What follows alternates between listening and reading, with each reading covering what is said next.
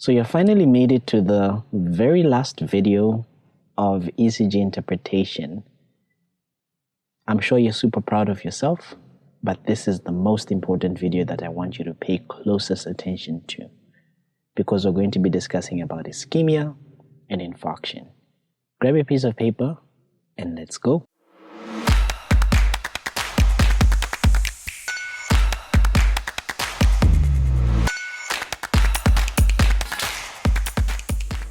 Hello and welcome to MK's Medical Review Series. My name is Dr. Moses Kazevu. This is a series on my YouTube channel where we look at medical topics in depth. In this particular video, we're going to be looking at ischemia and infarction as part of our ECG bootcamp. If you haven't yet subscribed to the channel, what are you waiting for? Hit the subscribe button so you never miss on such amazing content every time I post. Grab a piece of paper, grab your pen, and let's go. So remember, if you haven't watched part 1 through to part 9, awesome videos, please pause the video, go ahead, watch those videos. You will understand this even much better, and you'll have a greater picture and a better understanding diving into the world of ECGs. I'm serious, what are you waiting for? Go and watch part 1 to part 9. In the previous videos, we looked at the 7 steps of interpretation of ECG, or rather 6 steps, because this is the 7th one. The first step is the patient and the ECG details. Step 2 is determining the ECG calibration. Step 3 is the general impression. Step 4 is the rhythm interpretation. Step 5 is assessment of the QRS complex. Step 6 is hypertrophy.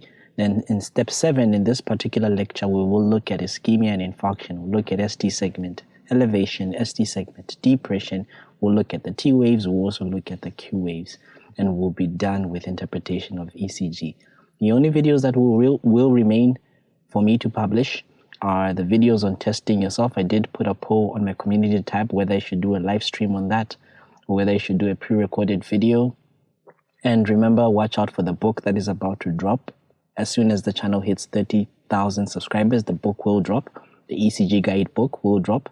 So be peeled for that. So let's dive into what we have for today. So remember, assessment of ischemia and infarction, very important step. That's why I always put it last, so that you don't get blinded by looking at ST segment elevation, ST segment depression, and then realize that you've missed bundle branch block. You have missed atrial enlargement. So that's why we actually put this step as last. Remember that even though the heart has blood on the inside, it's not enough by diffusion alone to perfuse the entire thickness of the myocardium. Therefore, there is a specialized blood vessel system in the heart which is known as the coronary vasculature. This coronary vasculature is meant to supply the heart with the necessary blood. So whenever there is a blockage of this coronary vasculature, which could be due to accumulation of an atheromatous plaque, which can progress and platelets can accumulate, this leads to blockage of the blood supply and death of the tissues. And remember that when blood supply has been blocked, you refer to that as ischemia. If this ischemia is not addressed, it will cause injury and it eventually will cause infarction, which is death of tissue, the death of the myocardium. In terms of ischemia, it can affect 2 parts of the myocardium. Remember that the coronary vessels are entering into the myocardium from the outside going towards the inside. So it means that if that blood vessel has been blocked, the layer that is furthest away from this blood vessel is the one that's going to begin to die first. And remember that if it's coming from the outside going to the inside, it means the innermost layer is going to die first if this blood vessel has been blocked. That type of ischemia is what we refer to as a subendocardial ischemia. So this is going to be affecting the inner layer of the heart. Then if the blood vessel is completely blocked, the entire thickness of the myocardium will be affected. We call that as a transmural ischemia. So you have 2 main types of ischemia: transmural, which is the most severe variant, and subendocardial, which is seen in the early phases. These are going to be causing changes on the ECG that we're going to look at very shortly. So this is what I'm talking about. So the vessels are on the outside. So they are supposed to be penetrating and distributing nutrients reaching the thickness of the myocardium. So for example, if part of the artery has been occluded by maybe an atheromatous plaque and maybe some platelets, but you still have some blood flow in there, then it means that these layers which are closest to the blood vessel will be supplied, but the layers which are furthest from this blood vessels, the ones that are just underneath the myocardium, these are going to become ischemic, so they'll have this subendocardial ischemia. You may get some changes like ST segment depression, you may get invasion of the T waves. These are quite common changes in subendocardial infarction. Then with transmural, you have the entire lumen being completely blocked. So you have this blockage of the major artery of the coronary vasculature, you have the entire thickness of the myocardium going to be affected. So here you may see the ST segment elevation, you may see your pathological Q waves. These are the common ECG findings that we see in transmural infarction versus subendocardial infarction. So remember that there are different presentations on ECG based on what you have underlying. But to understand these changes, you need to know what each wave actually represents. So if you get an area of injury, so this area of injury is going to be represented as ST segment elevation on your ECG. If you get an area of ischemia, the area of ischemia is going to be represented as T wave inversion on the ECG. I'll show you a lot of ECGs in this particular lecture. But if there's an area of necrosis, you're going to see this as a pathological Q wave. So if there's any injury to the myocardium, what are we going to see on the ECG? This part, which is known as the ST segment, is going to be elevated. And remember that it undergoes through various changes. And it's eventually going to start off as having these giant symmetrical T waves. Remember that your T wave normally is not supposed to be symmetrical. It's not supposed to be huge. So it's supposed to be, first of all, has a slow rise and a sharp fall.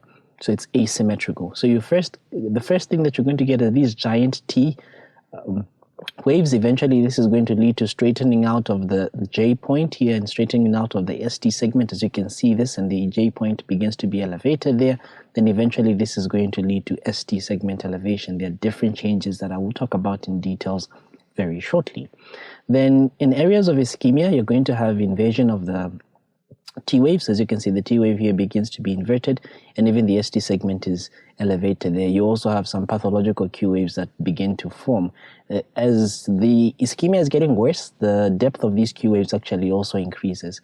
So your inversion of the T waves actually could persist for like weeks to months. So it's very difficult to determine the age of the MI. So it's an indeterminate MI age, and then eventually they may even become upright.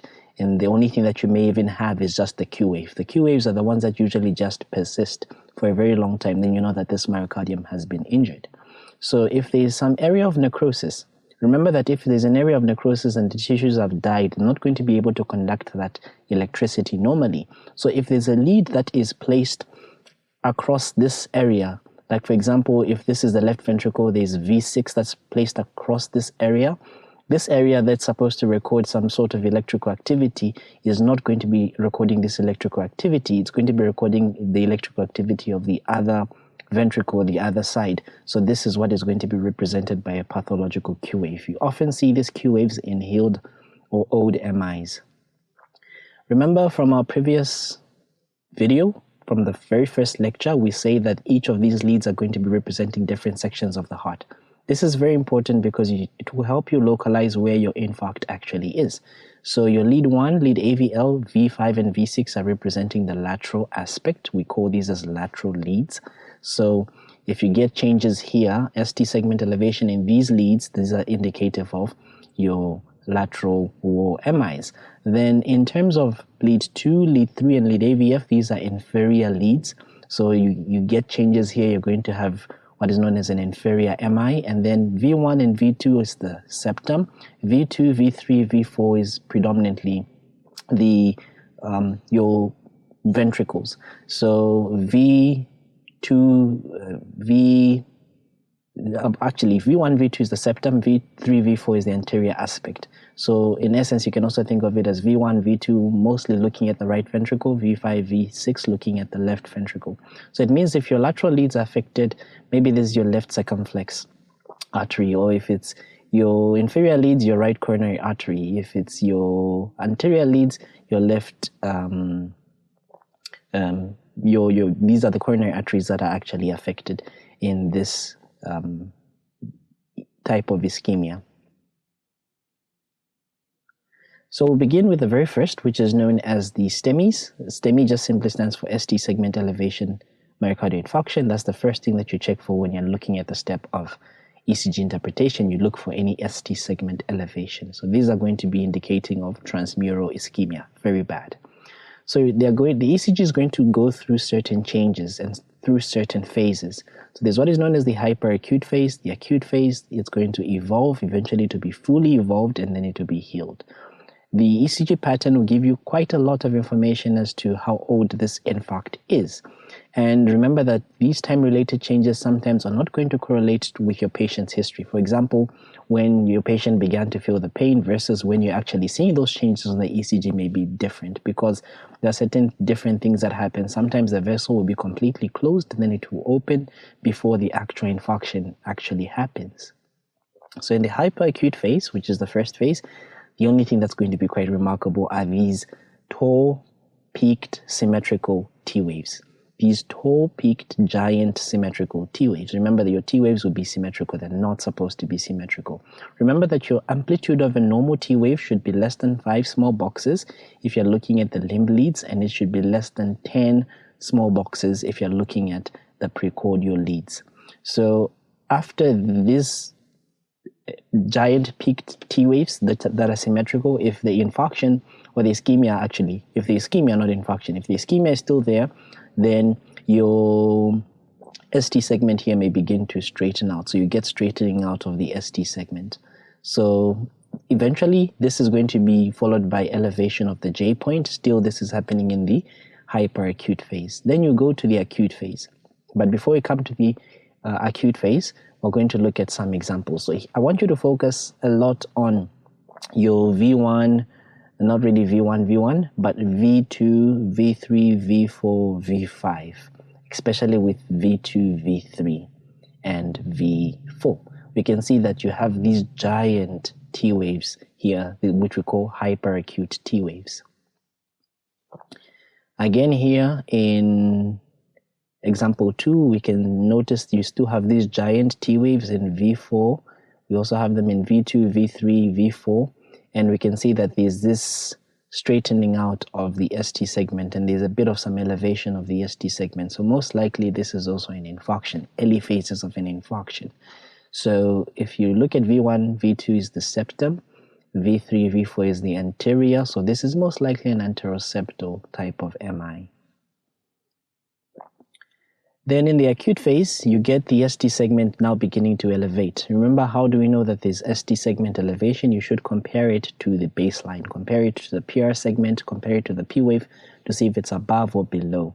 And remember that under normal circumstances, there's a variance of the ST segment and it's within one small box. So it shouldn't be, if it's elevated, it means it's greater than one small box. So, and the other thing that you need to note is that this ST segment elevation should not be isolated. It should be in leads that are contiguous. What do I mean? If you see ST segment in lead 1, remember that lead 1 is going to be a lead that is going to be looking at the lateral aspect of the heart. So it means you should also expect some sort of ST segment changes in lead AVL as well as lead V5 and V6. So these are what we call as the lateral leads. If you see changes in lead 2, you should expect some changes in lead 3 as well as lead AVF. So there should be 2 or more contiguous areas. That's how you know that there's a myocardial infarction happening here. Remember that ST segment elevation in isolation is unlikely to be ischemia. There are other causes of ST segment elevation, isolated ST segment elevation, that I'll mention later on. So again, here is your baseline here, as you can see. Here's your baseline. And then here we have ST segment elevation, it's above this baseline. Then here we have ST segment depression is below the baseline, like that. So we have that ST segment elevation. Then it's going to evolve. This phase of evolution, it means that it's progressing.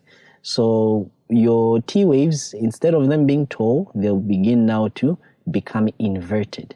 So your T waves will now invert. So this is known as the stage of evolution, where your T waves now begin to invert. Up until this particular point where you see the ST segment elevation and the T wave inversion, the heart still has not yet died. The heart tissue is still potentially salvageable, which is why when you see any ST segment elevation that is suggestive of myocardial infarction and your patient has symptoms, you treat them regardless of what you see on the ECG, because remember that we don't treat ECGs, we're going to be treating the patient. Then for a fully evolved MI, you're going to get these pathological Q waves, which often may be associated with ST segment elevation, and you get this tombstone appearance. This looks like a tombstone, or like a headstone. A tombstone appearance, of course, with the invasion of the T waves, which we eventually straighten out after some time, but your Q waves are going to persist. And remember, how do we know that this is a pathological Q waves? It's more than 40 milliseconds. It's wider than one small box, and it's deeper than your 1/3 of the R wave. Your Q wave should be deeper than 1/3 of the R wave. Then we say that these are pathological Q waves. This is a fully evolved MI. So here's an example of a fully evolved MI. As you can see, the tombstone. We can see this here in V1, V2, V3. So you can also see it to some extent in lead 2. Remember, lead 2 is an inferior lead. So this is an inferior lead. Lead V2 is septal. This is V3, and V4 is anterior. So it's an anteroseptal lead here that's having this tombstone appearance. So this person has a fully evolved MI. Then if it's healed, in the healed phase, you have this pathological Q waves. And remember, they should be deeper than 1 millimeter, and they should be persistent. So as you can see here, we have this persistent Q waves. You can see that we have these persistent QS waves that we can see in leads V1 up until we reach V5. So most likely this person had an old MI. Here's an example of an MI that has an age which is indeterminate. So remember that the only thing that you may sometimes see is the inversion of the T waves. You can see that the T waves that have been inverted here, V1, V2, V3, V4, V5, you just simply get the T wave inversion. Even in AVL, you get the T wave inversion in lead 1. So this is usually an old MI, or you rather cannot really determine the age of this MI. This T wave invasion can persist for weeks. It can also persist up to months. But eventually it will straighten out, and the only thing that you have remaining are these Q waves, the pathological Q waves.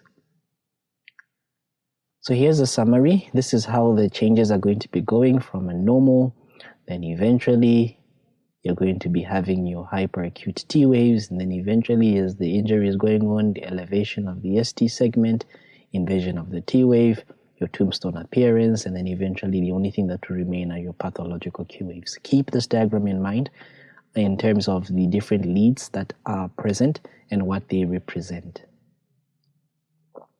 Here's another one to help you. Remember, AVR is not really so diagnostic for any changes in terms of MIs. At this point, I don't want you to focus on lead AVR, but focus on all the other leads. And when you're checking for a myocardial infarction, make sure you go from each lead, from lead 1 up until you reach leads V6. Go through them systematically. Note if there's any ST segment depression or ST segment elevation. So remember that an MI may not be limited to just one region. It may sometimes be affecting, for example, if you have a V3, V4, which are affecting the anterior aspect, then you also have lead 1, AVL, V5, V6. So it means that your MI is going to be an anterolateral infarction. In other cases, you may sometimes get a posterior MI, because remember that the heart also has a posterior aspect. What may hint you towards a posterior MI is that you can't see really a posterior MI on a 12-lead ECG, but what will give you a hint is that you'll get changes in V1, V2, V3. You're going to see changes in V1, V2, V3. I'll talk about these changes very, very shortly. Then you should have a hint that there is a posterior MI in this case. So like I said, posterior myocardial infarction, you are not going to directly visualize it on our standard 12-lead ECG, but you see the reciprocal changes. I'll talk about what reciprocal changes are, and you see these in V1, V2, V3. So you get this horizontal ST segment depression. You may get tall, broad R waves that are greater than 30 milliseconds. You may get upright T waves. You may get the dominant R wave with a ratio, an RS ratio greater than 1 in V2.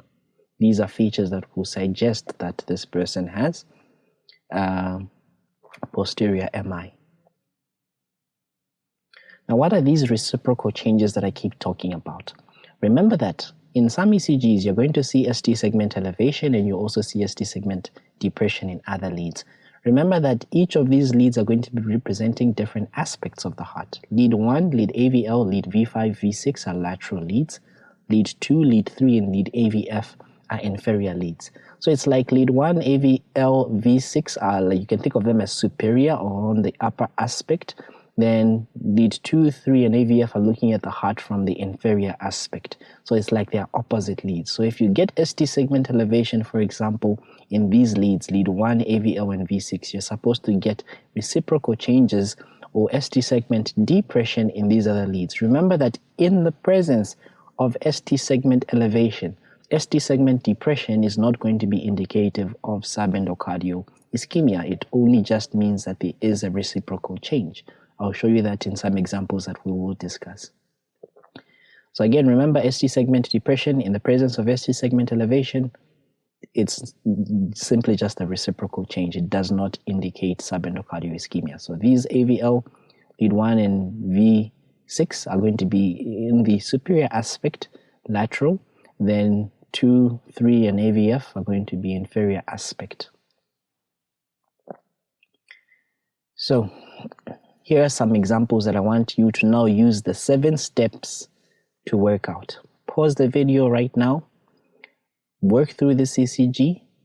If you don't solve the tough ECGs, you have even a worse problem when you are in real life and you won't be able to pick these things up. But if you solve this ECG, you have greater confidence and you'll be able to pick up these pathologies in real life. And here comes the answer. So again, remember our 7 steps. Step 1 is our ECG details, which we don't have here. Step 2 is the calibration, 1 small box wide, 2 boxes tall, it's standard. We look at our general impression, a quick look at the ECG. It has these ugly morphologies that we can see here. They are ugly morphologies. We look at a quick assessment of the regularity. We come to lead 2, even though we do have a rhythm strip actually here. We do have a rhythm strip, so we have our P wave, our QRS complex, our T wave, our P wave, QRS complex, our T wave, P wave, QRS complex, our T wave. You can even see it from lead 2, it's actually a bit more clear. P wave, QRS complex, T wave. P wave, QRS complex, T wave. P wave, QRS complex, T wave. So we can assume that this is a sinus rhythm. If we count the number of squares between these RR intervals, about 19 of them, 1/5 divided by 19 is about 79 beats per minute. So this is a sinus rhythm at around 79 beats per minute. We look at our rhythm determination. We look at our P waves. They're present. They're upright. As we can see them in lead 2. You can see them also in lead 1. In lead V1 here, they're present. So P waves are present. PR interval, we can count the squares here for 3 consecutive waves. Our PR interval is constant and it's normal. Our QRS complex is a bit broad in some of the leads. As you can see in this lead here, it's a bit broad. Even in lead 1, it's a bit broad. So it's broad in some leads. In terms of left axis deviation, lead 1 is facing upwards, lead AVF is facing downwards, 3 is facing downwards, but lead 2 is equidistant. So we can say that there's a left axis deviation, but it's not so significant. Any presence of any bundle branch blocks, we check V1, V2, there's no notching, V5, V6, there's no notching, or there's no M waves or W waves, so there's no bundle branch blocks. In terms of our S wave progression, this is supposed to, all these leads 1, 2, 3, AVL and AVF should be facing upwards, but we can see these are equidistant. So there's a poor RS wave progression. Check for any atrial hypertrophy. Lead 1, the P wave is normal in width and even in height. It's not bifid and it's not peaked. Same thing in lead V1. So there's no atrial enlargement, whether right atrial enlargement or left atrial enlargement. In terms of ventricles, something very important here. In terms of the right ventricular hypertrophy, the R wave here is definitely smaller than the S wave, so we can ignore that.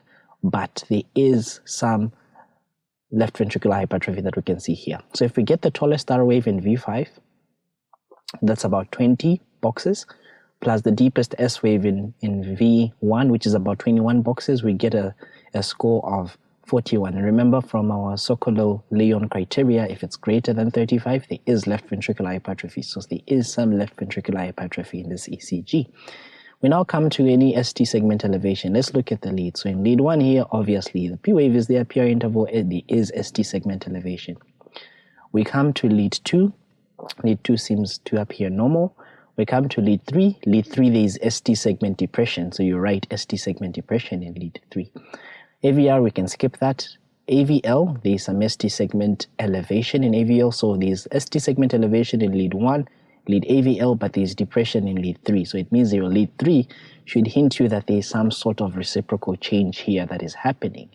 We come now to AVF. There's some depression in AVF. In lead V1, there's ST segment depression. Of course, in V1, it also is there in V2. It's also there in V3.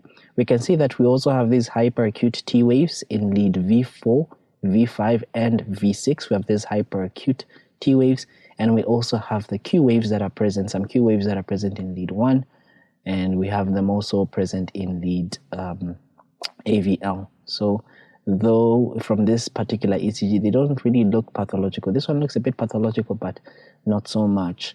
We don't have any T wave invasion here. So what's our interpretation if we put everything together?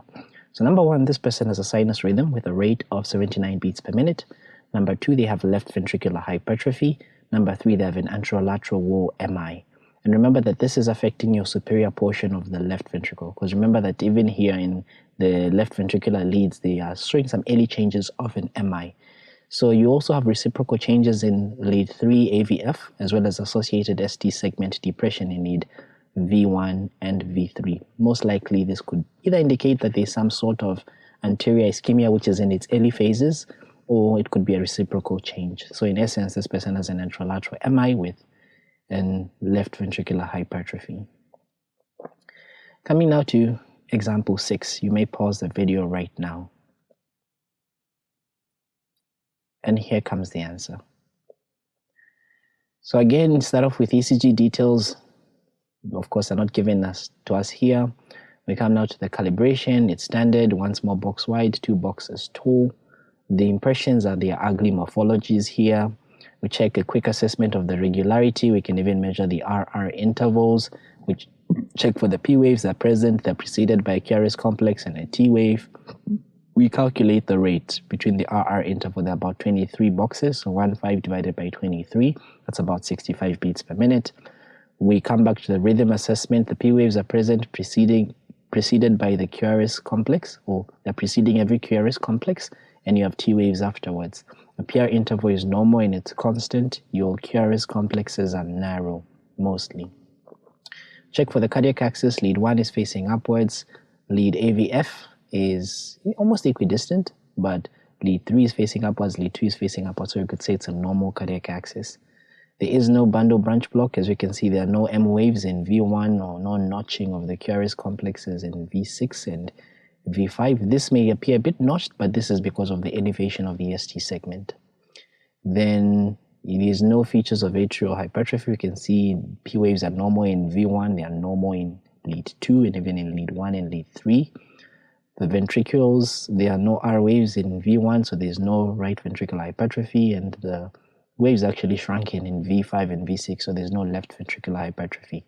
We look at for the presence of any ST segment elevation. We can see that there's elevation in lead 1. In lead 2, it appears normal. Lead 3, there's ST segment depression. Then, so this is a typo here. This depression here is supposed to be for lead 3. Then in lead AVL here, there's some ST segment elevation. Then in lead AVF, there's some ST segment depression. Then of course there's ST segment elevation that we can see in V2, V3, V4, V5, V6. So how do we put this together? So this person has a sinus rhythm with a heart rate of 65 beats per minute. They have an anterolateral MI with, of course, reciprocal changes in lead 3 and lead AVF. So here there's a typo here, these ST segments. So this here should have read, this shouldn't be here. Okay, and yeah, so this is how it should be. There's a ST segment elevation in lead 1, as well as V2 to V6, and reciprocal changes in leads 3 and AVF.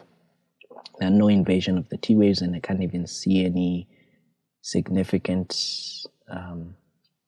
other changes here.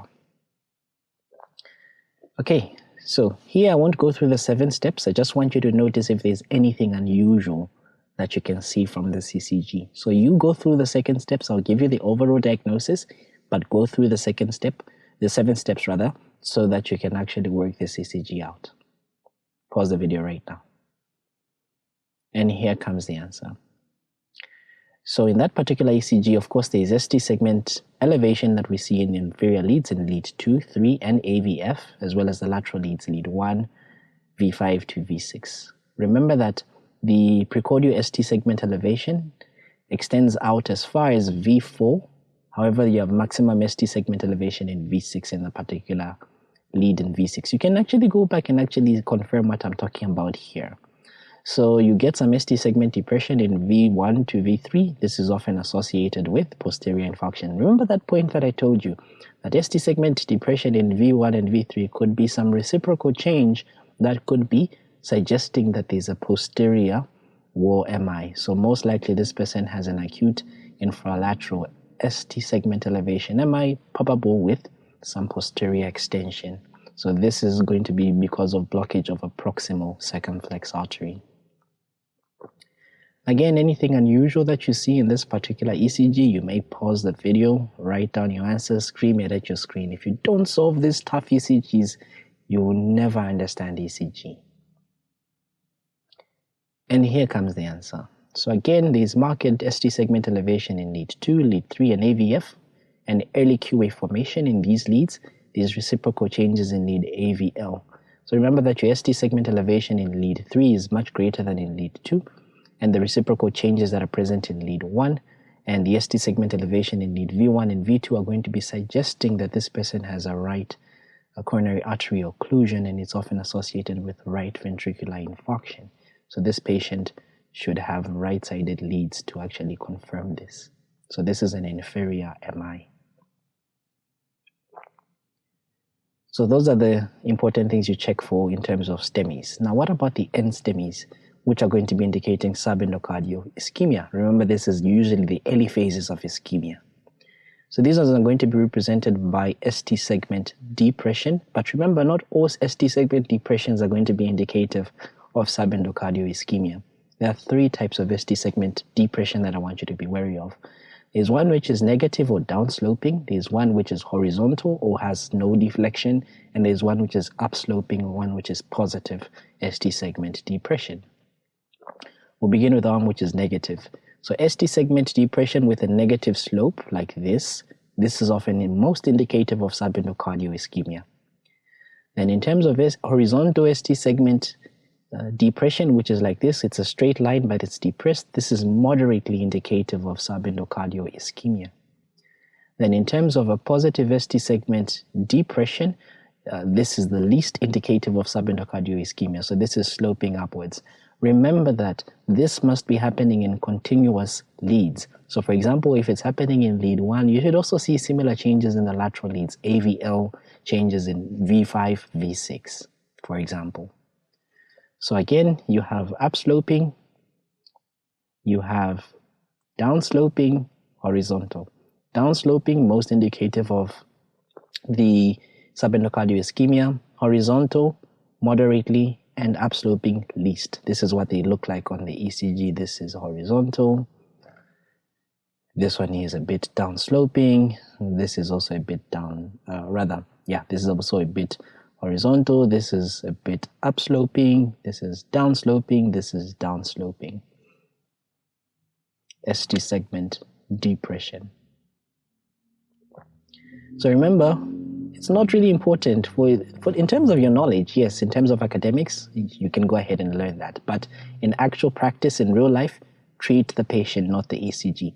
If they come in with symptoms of a myocardial infarction, regardless of whether there is a sloping, horizontal, or there is a positive or negative deflection of the ST segment, treat the patient accordingly, treat the symptoms.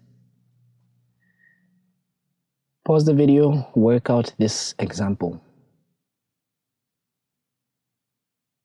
And here comes the answer. Again, ECG details, calibration is standard in this ECG. A general impression, they are very fast. Regularity, it's regular. The P waves are present here, QRS complex, T wave, P wave, QRS complex, T wave. There's a horizontal depression that we can note here, even in lead 2, which is quite obvious. Then the rate, you're about 12 squares in between RR intervals, which are constant. So 1.5 divided by 12. your rhythm is, the P waves are present, the PR interval is constant, your QRS complexes are narrow. So this is a sinus rhythm. So there's a sinus tachycardia here. So QRS complex, your lead 1 is facing upwards, lead 3 and AVF sort of facing downwards, but this looks like it's facing upwards. This is facing upwards. So it's a normal variant. It's a normal cardiac axis, I would say. There is no bundle branch blocks, no M waves in V1 or V6. There are no W waves in V1.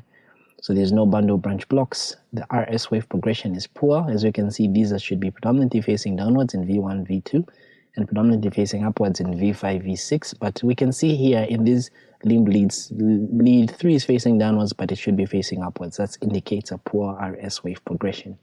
There is no atrial enlargement. Your P waves appear normal in lead 2 as well as lead V1.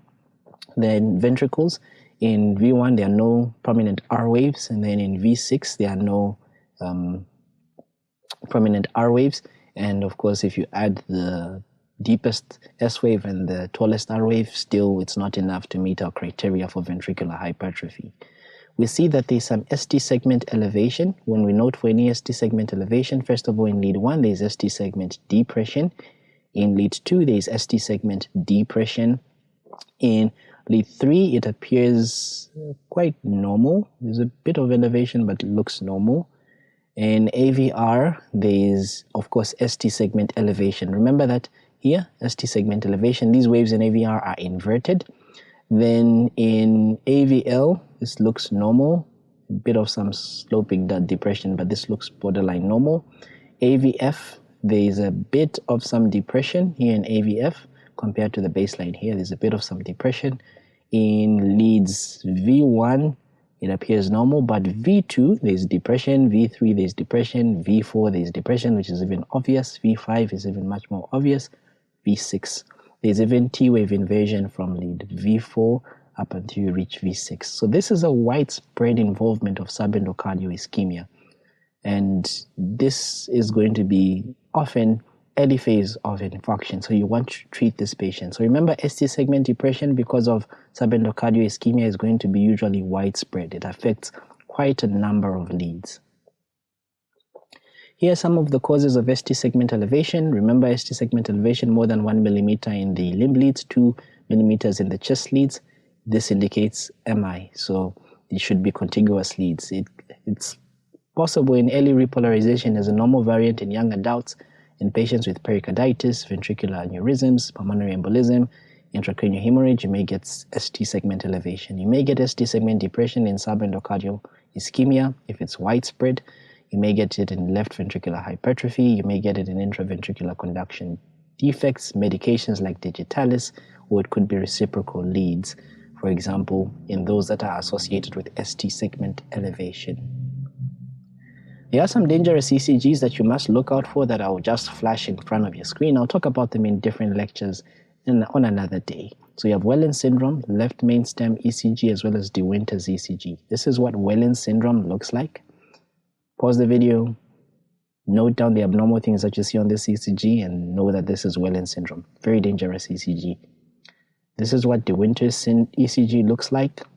Pause the video again, go through it, notice, and you should be able to pick these up in real life. I'll explain these conditions much later on the channel, so please remain subscribed. And this is a left main stem ECG. Again, go through these videos. If you don't work them out, you'll never get the principle. Please work them out. So after all this, and after we've gone through each of the steps, and I'm sure you have now had a clear concept of how to interpret the ECG, wouldn't you say that the ECG is easy? If you have watched all these videos up until this point, you should now be at least a step closer in understanding the ECG. The only thing that remains for you right now is practicing the concepts that you have learned. So go now, preach the message to others, baptize them in the name of ECG. I'm only joking, but teach them about the ECG. With that said, my name is Dr. Moses Kazevu. Until next time, bye-bye.